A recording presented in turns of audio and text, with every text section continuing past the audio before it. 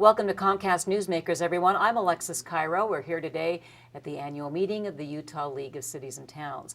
Well, you know that gap between May, June, and September when kids are out of school, they can lose a lot during that period of time. And today we're going to talk to Vlaming, who is the specialist for the OST, or Out of School program for the YMCA of Northern Utah. Welcome. Nice to have you here. Before we started, you said, I hope you like me talking because the achievement gap is my baby. And that's what we're talking about, is an achievement gap. Yes. What's the definition of an achievement gap? Well, the achievement gap is just basically what you said. It's that that loss of learning, the loss of resource between end of school year to beginning of school year.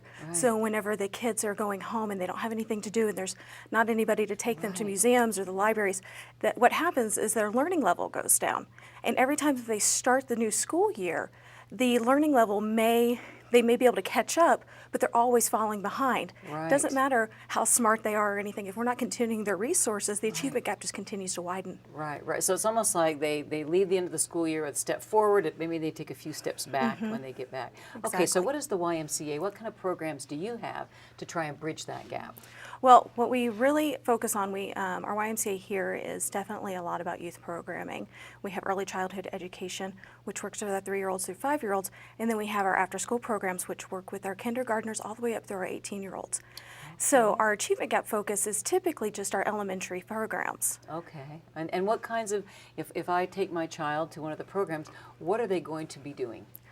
Well, first and foremost, we're going to get the kids a hot meal because we know that after they've been in school all day, they have eaten lunch, but there's a big gap between lunch and dinner.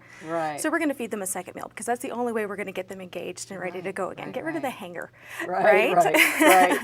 After that, they're going to start participating in what we call components, dosages of components. And what those do is they've been identified by the YUSA, our national headquarters, as necessary to help bridge the achievement gap. And they have specific times that they're supposed to focus on this. So every day it's 30 to 40 minutes of structured physical activities. They're going to go outside and they're not just going to play. They're going to go outside to learn why they're playing, why their heart rate is going up, why they are having to pump their arms when they run. They're going to learn the physiology of actual play. After that, they're going to sit down and they're going to do homework time. Along with that, every student that goes through our Achievement Gap program gets individualized tutoring.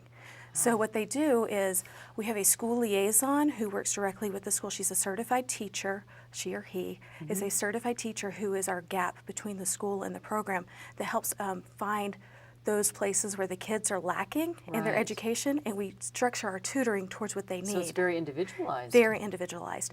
A ratio of 1 to 3 or maybe 1 to 4 per tutor. And who is eligible to come to the YMCA programs? So we are strictly working on sites at our schools. Most of our programs are located within the Ogden School District in Weber County. However, if anybody has the means to bring their child to one of our site programs, they are eligible to participate. So anyone can? Anyone can.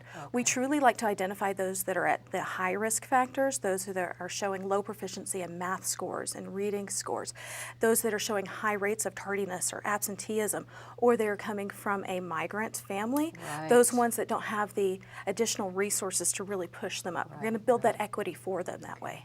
And we actually have less than a minute left, but tell me how you measure your success. You had successes, right? We do. We are very well backed up with a lot of evaluation tools, data tools. We have a couple of ones that measure the social-emotional capacity of kids as well as the program quality and fidelity of kids. And we utilize these throughout the year to continue to strive for improvement in quality as well as what we are doing with the kids. So you can actually see that, yes, they have improved in these areas. Great. Yes. You are right. You love this program, don't you? I do love this program. Well, it's great to have you here. Thank you. Thanks so much. Yeah, thank you. Our guest has been Vlaming with the YMCA of Northern Utah. I'm Alexis Cairo, and this is Comcast Newsmakers.